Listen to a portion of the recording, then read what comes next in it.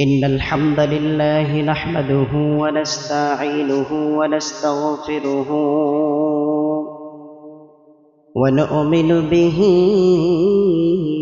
ونتوكل عليه ونعوذ بالله من شرور أنفسنا ومن سيئات أعمالنا من يهده الله فلا مضل له ومن يضلل فلا هادي له أي فلن تجد له وليا مرشدا ونشهد أن لا إله إلا الله وحده لا شريك له والذي لا ضد له ولا ند له لا مثل له ولا مثيل له لا وزير له ولا كفيل له لا شبه له ولا شبيه له لا ولد له ولا والد له وهو الواحد الفرد الصمد لم يلد ولم يولد ولم يكن له كفوا أحد ونشهد أن سيدنا ونبينا وحبيبنا وبشيرنا ونذيرنا وطبيبنا وطبيب أرواحنا وحبيبنا وحبيب ربنا محمدا عبد الله ورسوله أرسله بالحق بشيرا ونذيرا وداعيا إلى الله بإذنه وسراجا منيرا أما بعد فقد قال الله تعالى في كلامه المجيد وفي فرقانه الحميد أعوذ بالله من الشيطان الرجيم بسم الله الرحمن الرحيم لقد كان لكم في رسول الله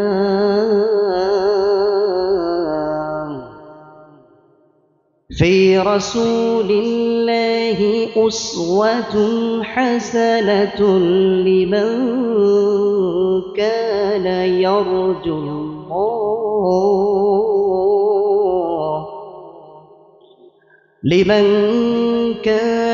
يرجو الله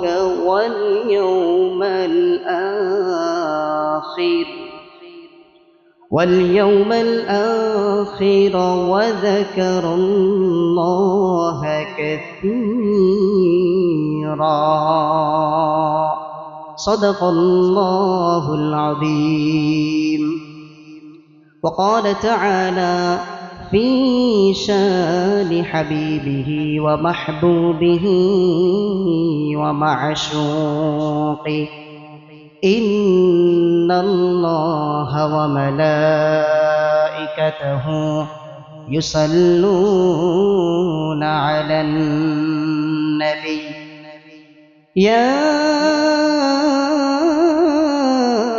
أيها الذين آمنوا صلوا عليه وسلموا تسليما সকলে দরুদ ইব্রাহিম পাঠ করে اللهم صل على محمد وعلى آل محمد كما صليت على إبراهيم وعلى آل إبراهيم إنك حميد مجيد اللهم بارك على محمد وعلى آل محمد كما باركت على إبراهيم وعلى آل إبراهيم إنك حميد مجيد أستغفر الله الذي لا إله إلا هو الحي القيوم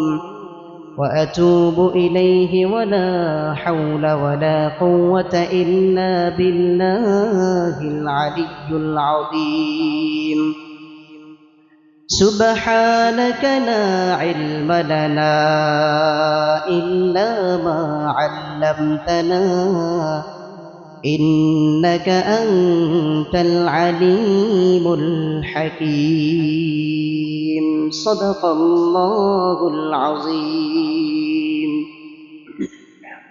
الحمد لله সমস্ত প্রশংসা আল্লাহ সুবহানাহু ওয়া তাআলার জন্য যে আল্লাহ সুবহানাহু ওয়া তাআলা আমাদেরকে জুমার দিনে জুমার সালাতে আল্লাহ তাআলার প্রিয় ঘর প্রিয় জায়গা উৎকৃষ্ট জায়গা আল্লাহর ঘর মসজিদে আসার তৌফিক দান করে দিয়েছেন আমরা সকলেই আল্লাহ সুবহানাহু ওয়া তাআলার কৃতজ্ঞতা আদায় করছি আমরা সকলেই জোরে সোরে আওয়াজ করে আল্লাহর কৃতজ্ঞতা আদায় স্বরূপ আমরা পড়ছি আলহামদুলিল্লাহ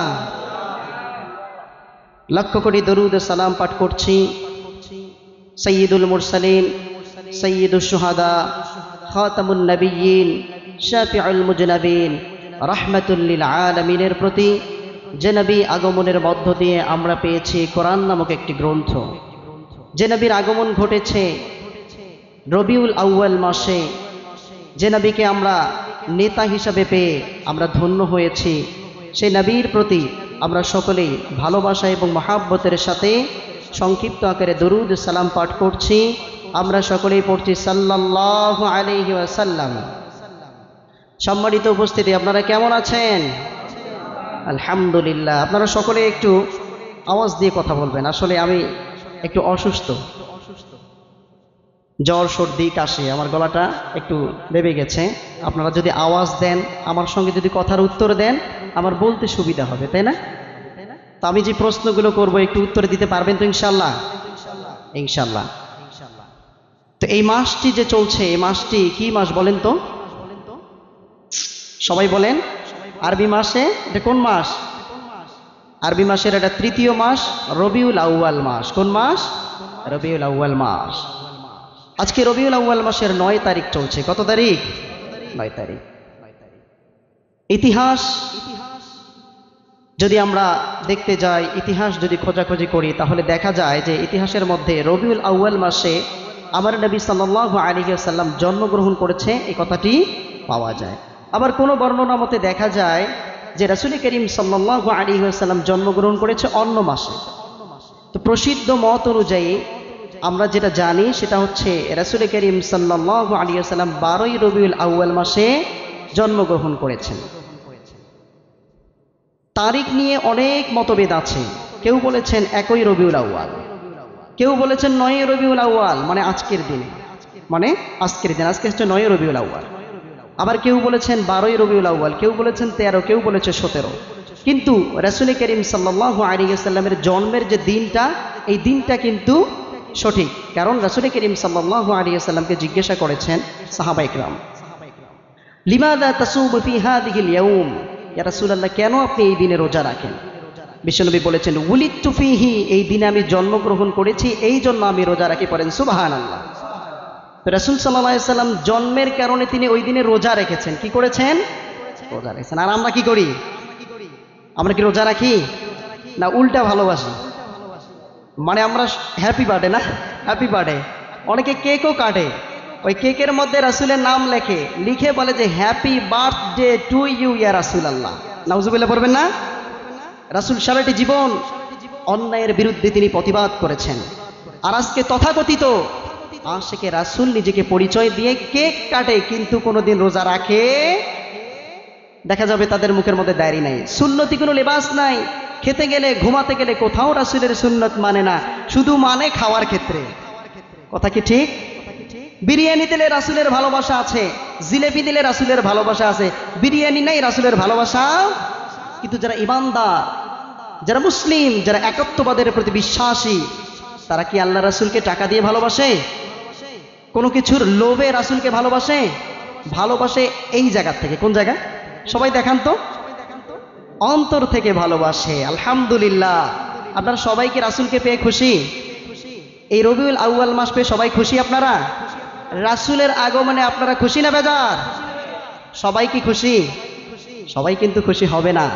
কারণ যারা ইমানদার, যারা মুমিন, যারা মুসলমান, তারাই শুধু আমার রাসূলকে ভালোবাসে। কিন্তু যারা বামপন্থী, যারা রামপন্থী, ইসলাম বিদ্বেষী যারা, তারা কিন্তু আমার রাসূলের জন্মে কখনো খুশি। কারণ আমার রাসূল সাল্লাল্লাহু আলাইহি ওয়াসাল্লাম, তাকে আমরা নেতা হিসাবে গ্রহণ করেছি। আমার নেতাজিকে আমি কেমন ভালোবাসি, যদি নেতাজির বিরুদ্ধে কেউ কথা বলে আমরা কখনো সহ্য করতে পারি না, ঠিক কি না? কিন্তু যারা রাসূল বিদ্বেষী, ইসলাম বিদ্বেষী, নাস্তিক, মুরতাদ, তাদের সামনে যতই আমার রাসূলের অপ্রশংসা করা হয় ততই বেশি তারা খুশি হয়, ঠিক কি না? কিন্তু আমরা যত বেশি আমার রাসূলের আলোচনা করি, যতই বেশি রাসূলের প্রতি দরুদ পাঠ করি, রাসূলের জীবনী নিয়ে আলোচনা করি, ততই ভালো লাগে। বলেন তো দেখি, এই যে রাসূলের যে আলোচনা, এটা কি শুধু আমরা একদিন শুনেছি না সারাটি জীবন? সারা জীবন শুনিনি? এর আগেও শুনেছি, আজও শুনছি, মৃত্যু পর্যন্ত আমার রাসূলের আলোচনা শুনতেই থাকবো। বলেন তো দেখি, এই যে এত যে রাসূলের আলোচনা শোনা হয়, আপনাদের কি কখনো খারাপ লেগেছে? বলেন, খারাপ লাগে নাই। কারণ আমাদের রাসূলের প্রতি আমাদের ভালোবাসা আছে। বিশ্ব নবীর আলোচনা যতই করি ততই ভালো লাগে, আমার রাসূলের প্রতি যতই দরুদ পড়ি ততই ভালো লাগে, আমার রাসূলের নাম যত বেশি আমরা উচ্চারণ করি ততই বেশি ভালো লাগে, ঠিক কি না?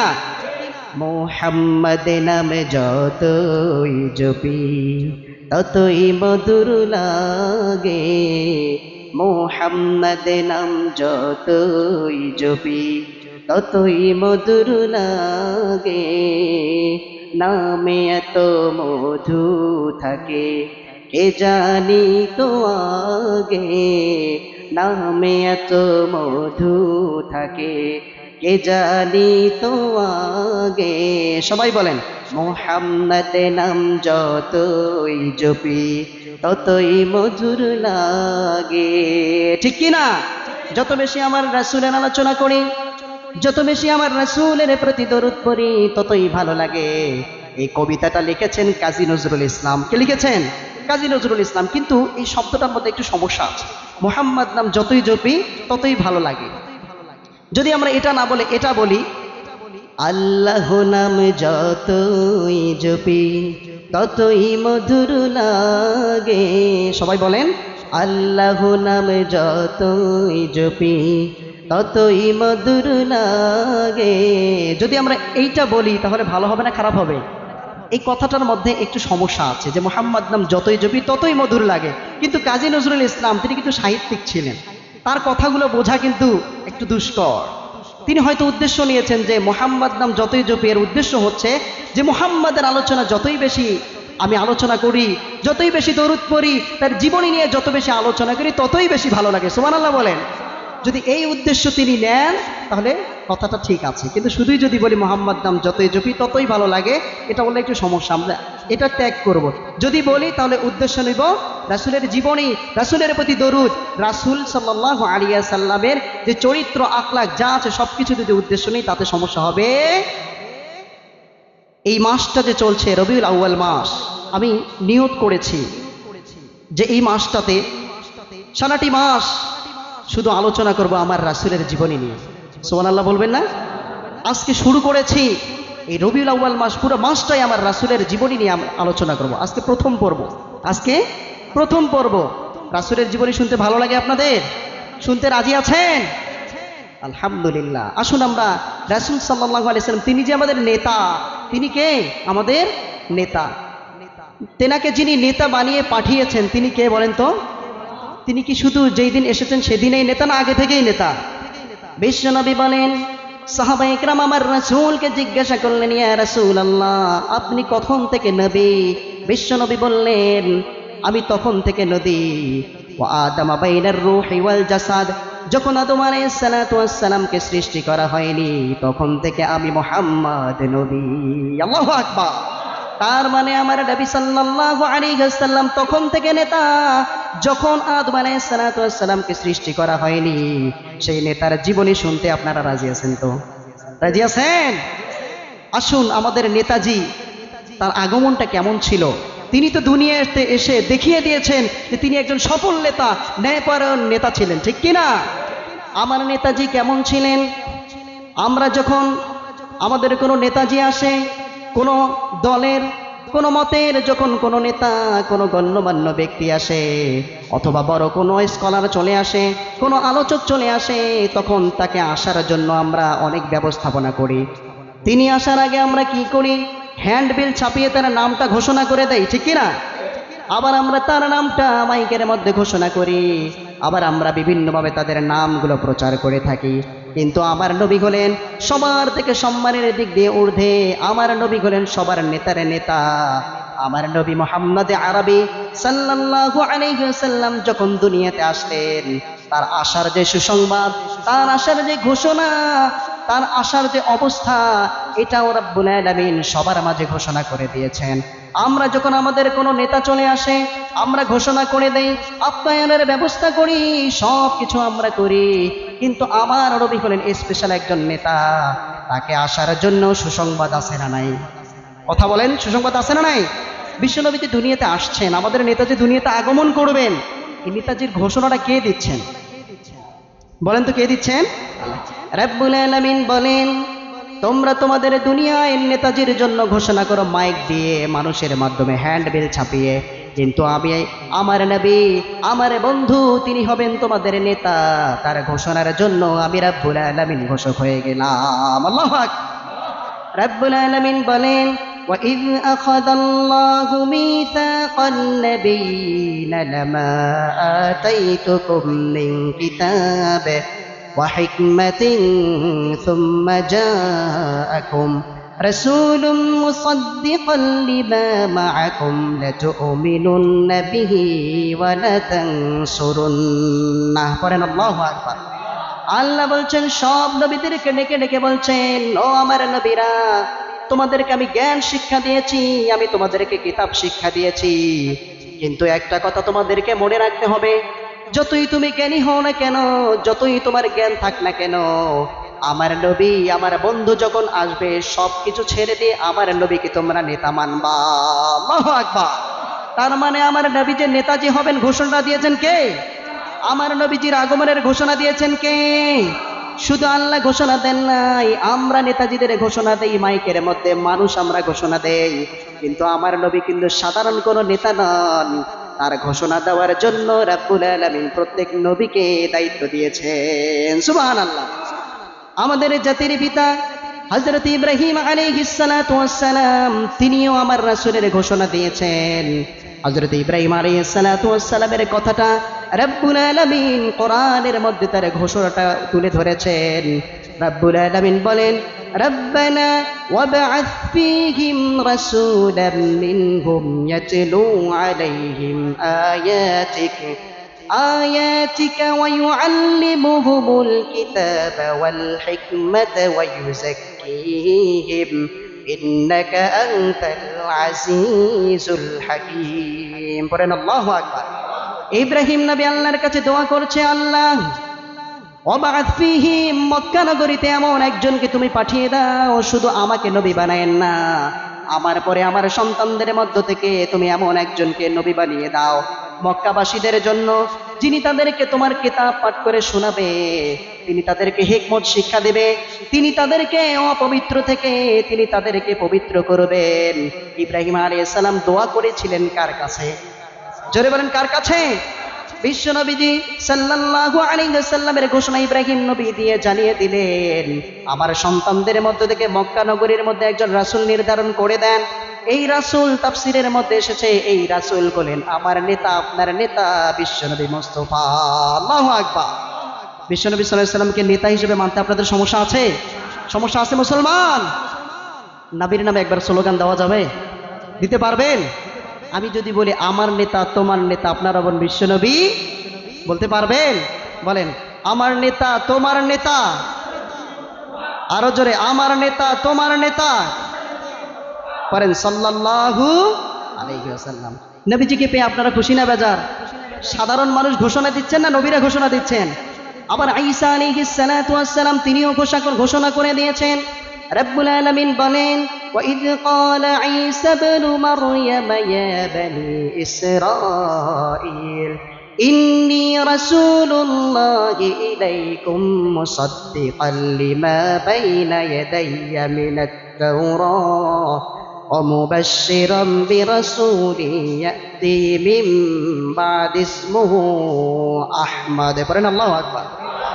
ঈসা আলাইহিস সালাতু ওয়াস সালাম তার সম্প্রদায় বনি ইসরায়েলকে ডাক দিয়ে বলছেন, ও আমার জাতি, ও বনি ইসরায়েলের দল, জেনে রাখো তোমরা আমি ঈসা, তোমাদের মাঝে আমি একজন রাসূল, তোমাদের মাঝে তাওরাতকে সত্যায়নকারী রূপে আল্লাহ আমাকে পাঠিয়েছেন।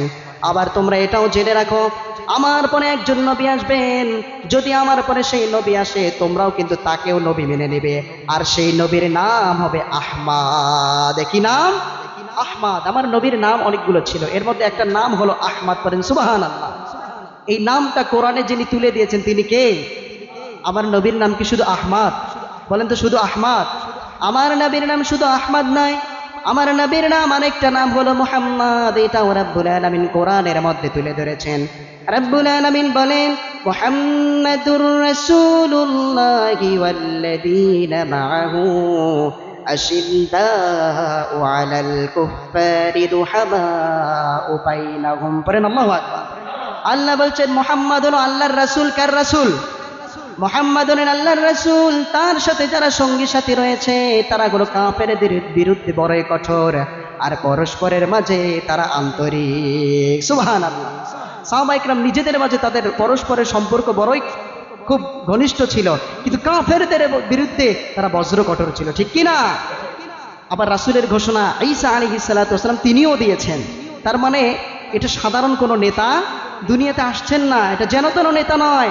এই নেতার ঘোষণা দিচ্ছেন নবীগণ। নেতার ঘোষণা দিচ্ছেন কে? আল্লাহ ঘোষণা দিচ্ছেন। তার মানে বুঝতে হবে এই নেতা সাধারণ কোনো নেতা। আসুন দেখে নেতাজি যখন দুনিয়াতে আসছেন তার ভাবটা কেমন জানার দরকার আছে না নাই?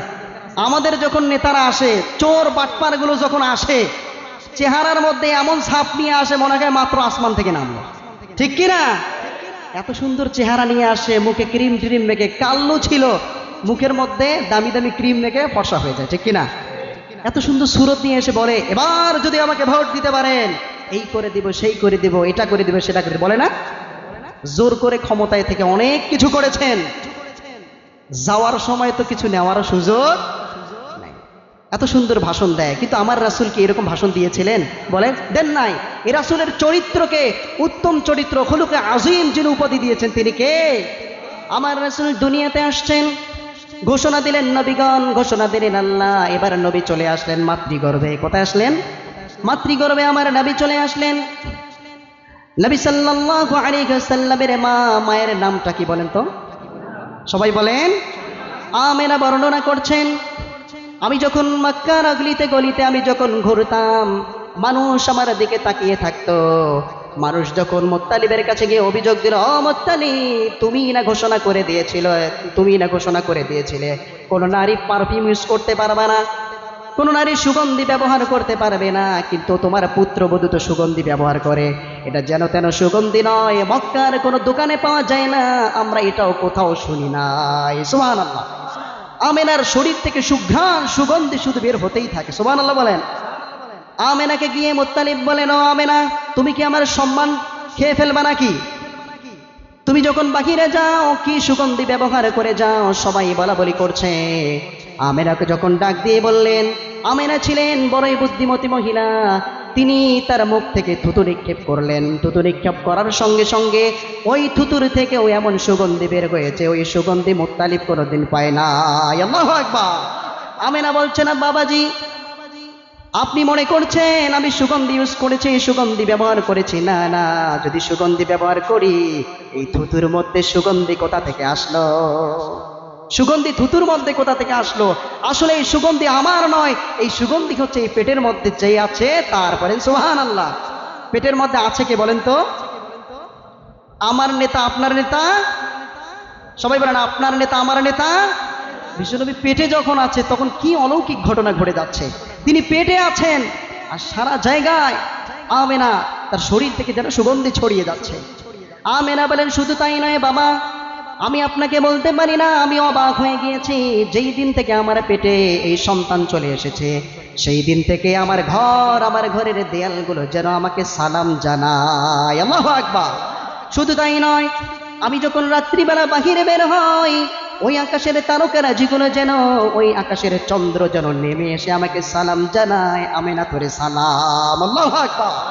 কি সম্মান! নেতাজিকে পেটে যিনি ধারণ করেছেন তার সম্মান কি কম হতে পারে? পারে না।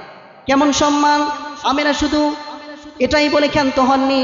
আমেনা বলছেন, বাবা গো, আমি যখন বাহিরে যাই, দিনের বেলা বাহিরে যাই, এই যে সূর্যের প্রখরতা দেখতে পাচ্ছেন, সূর্যের প্রখরতা এত বেশি, আমি যখন বাহিরে যাই আমাকে ছায়া দেওয়ার জন্য আকাশের মেঘগুলো নিচে চলে আসে।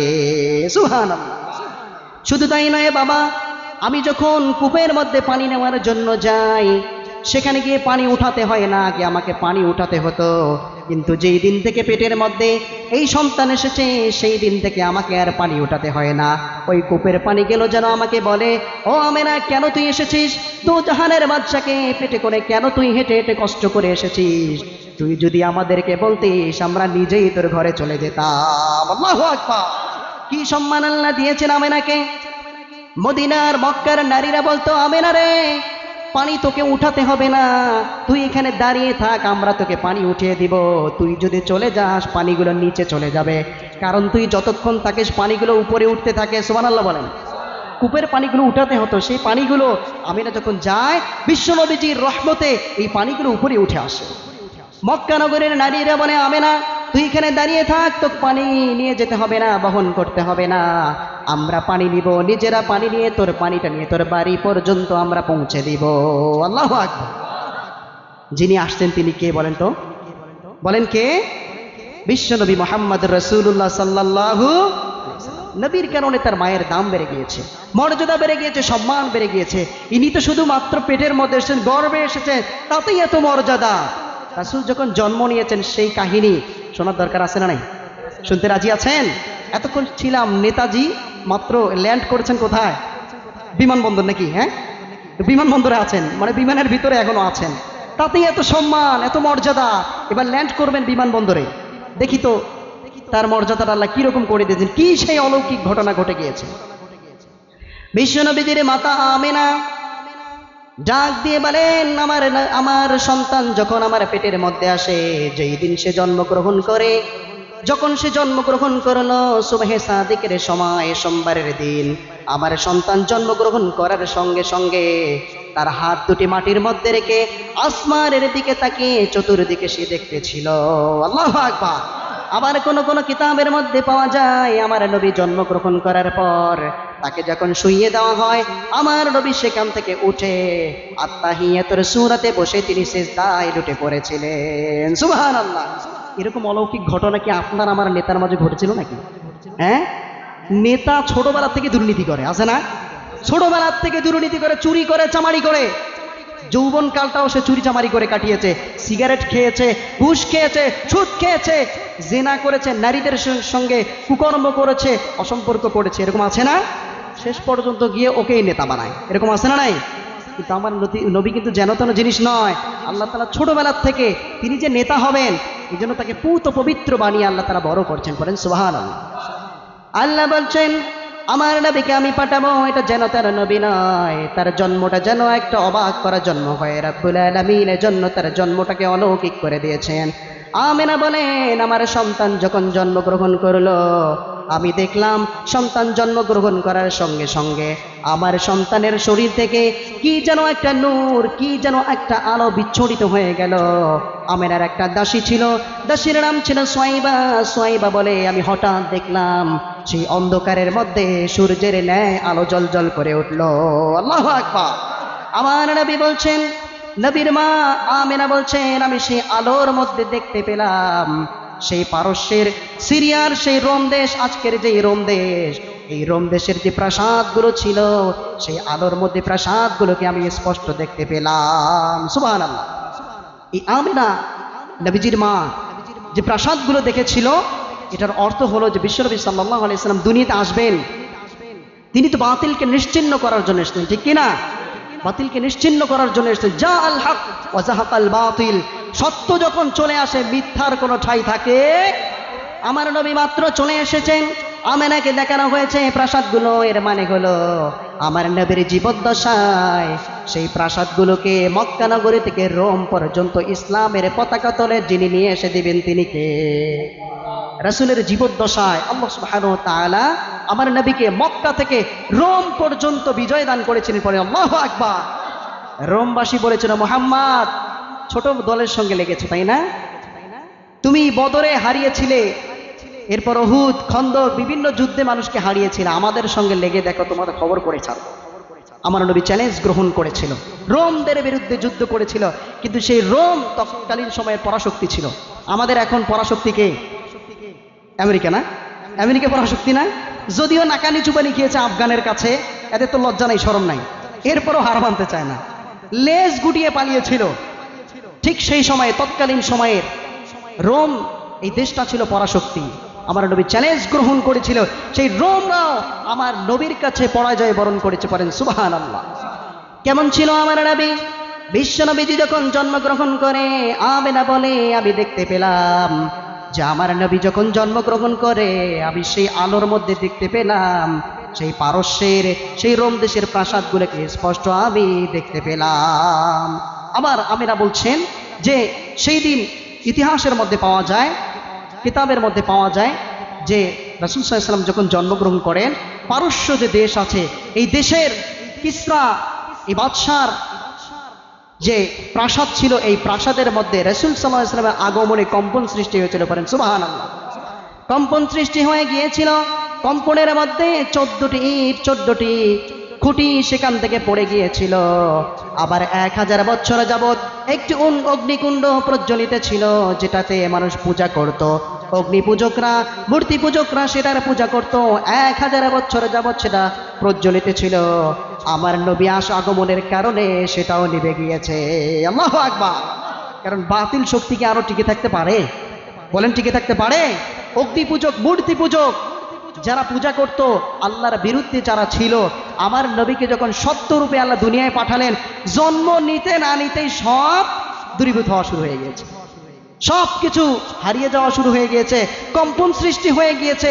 1000 বছর যাবৎ যে অগ্নিকুণ্ড জ্বলতেছিল, সেই অগ্নিকুণ্ড নিভে গিয়েছে। পড়েন আল্লাহু আকবার। রব্বুল আলামিন বলেন, وجاء الحق وزهق الباطل إن الباطل كان زهوقا।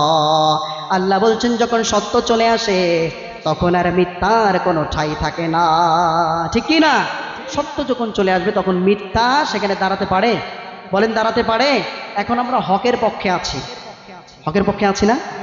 বাংলাদেশের মানুষ এখন একটু হকের পক্ষে চলার চেষ্টা করছে। বাতিলদেরকে কি খুঁজে পাওয়া যাচ্ছে? দেখা যায়, দেখা যায়, আছে কিন্তু গোপনে আছে। হ্যাঁ,